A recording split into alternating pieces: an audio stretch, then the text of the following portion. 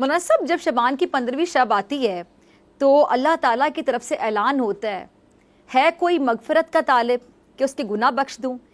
کہ ہم آپ کو ایک رات دیتے ہیں، انا انزلناہ فی لیلۃ القدر وما ادراک ما لیلۃ القدر لیلۃ القدر خیر من الف شہر، کہ ایک رات ہے، آپ لوگ جاگ لو تو آپ کو 80 سال سے زیادہ عبادت کا اجر مل جائے گا۔ مولانا صاحب، جب شعبان کی 15ویں شب آتی ہے تو اللہ تعالیٰ کی طرف سے اعلان ہوتا ہے کوئی مغفرت کا طالب کہ اس کے گناہ بخش دوں، ہے کوئی مجھ سے مانگنے والا کہ اسے عطا کروں؟ اس وقت اللہ تعالیٰ سے جو مانگا جاتا ہے، جو مانگا جائے وہ ملتا ہے، وہ سب کی دعا قبول فرماتا ہے۔ اور قرآن و حدیث کی روشنی میں شب برات کی جو فضیلت ہے، میں چاہتی ہوں کہ آپ بیان فرمائیں۔ رسول اللہ صلی اللہ علیہ وسلم کی طفیل اس امت پہ بڑے انعام کیے ہیں۔ ایک مرتبہ صحابہ نے کے سامنے اپنے عرض کیا کہ بنی اسرائیل میں 4 انبیاء تھے جو 80 برس اللہ کے راستے میں جہاد کرتے رہے۔ تو صحابہ نے عرض کی، یا رسول اللہ، ہماری تو عمر ہی 80 سال نہیں ہوتی۔ تو اللہ نے اس پر سورۃ القدر اتاری کہ ہم آپ کو ایک رات دیتے ہیں، انا انزلناہ فی لیلۃ القدر وما ادراک ما لیلۃ القدر لیلۃ القدر خیر من الف شہر، کہ ایک رات ہے، آپ لوگ جاگ لو تو آپ کو 80 سال سے زیادہ عبادت کا اجر مل جائے گا۔ انہی رحمتوں کے سلسلے میں اللہ نے ہمیں نصف شعبان کی رات، جو آج رات آنے والی ہے، 15 شعبان کی رات ہمیں عطا فرمائی ہے۔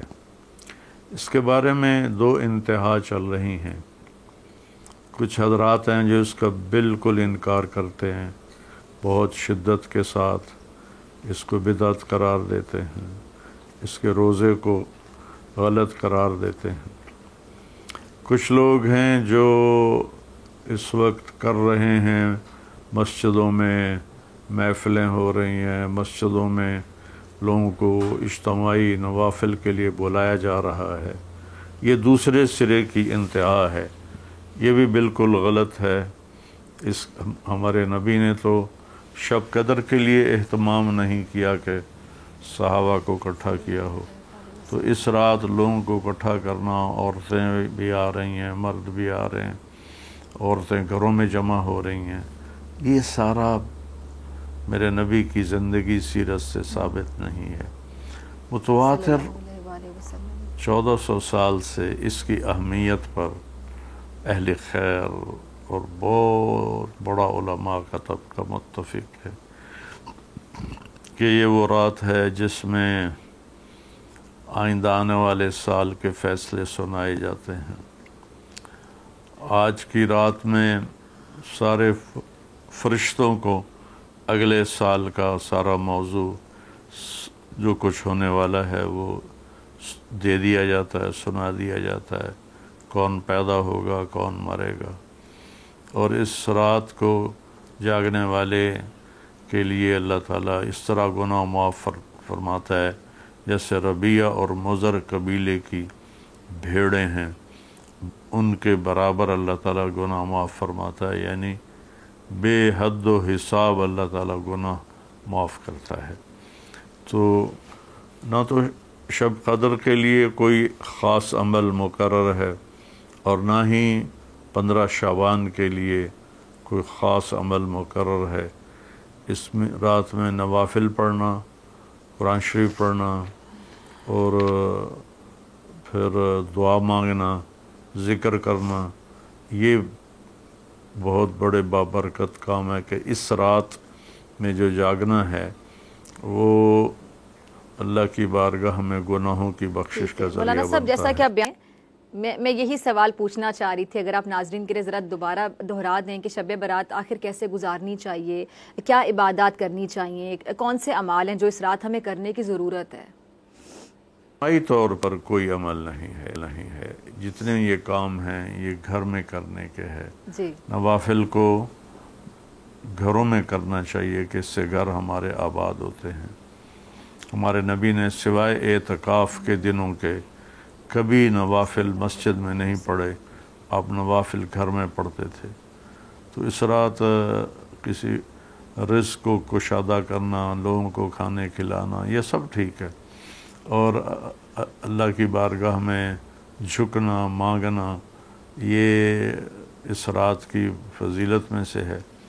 اور پھر ایک آدمی زندہ چل رہا ہوتا ہے اور اوپر اس کا نام وہ مردوں میں لکھا جا چکا ہوتا ہے، تو کچھ پتہ نہیں ہوتا کسی کو بھی کہ آج کی رات وہ زندوں میں شمار ہو رہا ہے یا مردوں میں شمار ہو رہا ہے۔ تو آج کی رات توبہ کی جائے اپنے گناہوں سے، اور اللہ اتنا مہربان ہے معاف کرنے میں کہ میرے اللہ فرماتے ہیں لو بلغت ذنوبک عنان السماء ثم استغفرتنی غفرت لک ولا ابالی، میرے بندے تو اتنے گناہ کر کے آسمان کی چھت کو لگا دے۔ اب آپ سوچیں کہ کون اتنے گناہ کر سکتا ہے؟ میں یہ دعوے سے کہتا ہوں کہ ساری آدم علیہ السلام کی نسل اور جنات مل کر گناہ کریں اور قیامت تک کی عمر لے کر کریں تو بھی آسمان تک نہیں جا سکتے، راستے میں ہی کہیں بکھر جائیں گے۔ لیکن میرا اللہ ایک شخص، ایک مرد، ایک عورت، یہ کہتا ہے میں بہت گناہ گار ہوں، میری کوئی بخشش نہیں۔ مجھے کئی دفعہ نوجوان آ کر کہتے ہیں، لڑکیاں کہتی ہیں کہ ہماری کوئی بخشش نہیں، ہمارے بہت گناہ ہیں۔ تو میرا اللہ کہتا ہے تو ایک دفعہ مجھ سے معافی مانگ، میں سارے معاف کر دوں گا۔ ایک نوجوان مجھے ملا، مجھ سے آ کر کہنے لگا، میں نے بیان میں یہ بات کی، کہنے لگا جی کیا واقعی سارے معاف کر دیتا ہے؟ میں نے کہا جی بیٹا سارے معاف کر دیتا ہے۔ پھر کہنے لگا کیا واقعی سارے معاف کر دیتا ہے؟ میں نے کہا جی بالکل سارے معاف کر دیتا ہے۔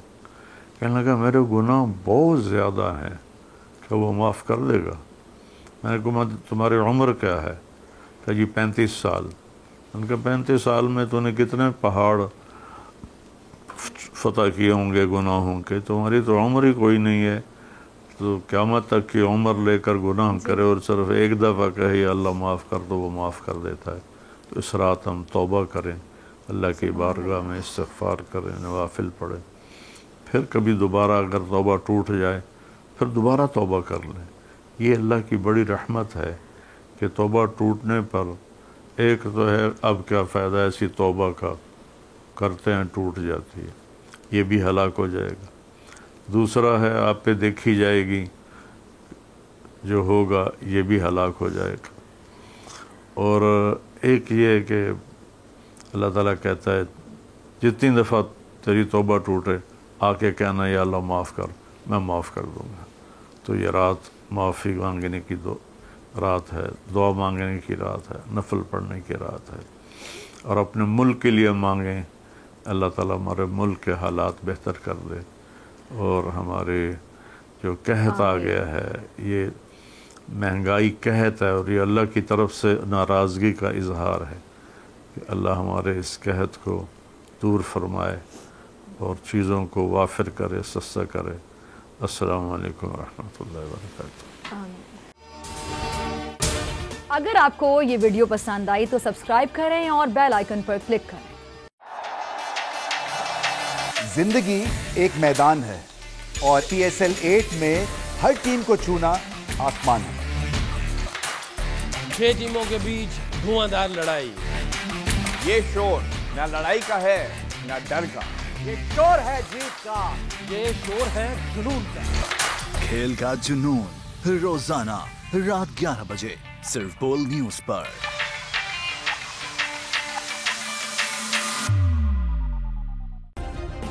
سبسکرائب کریں اور بیل دبائیں تاکہ کوئی خبر رہ نہ جائے۔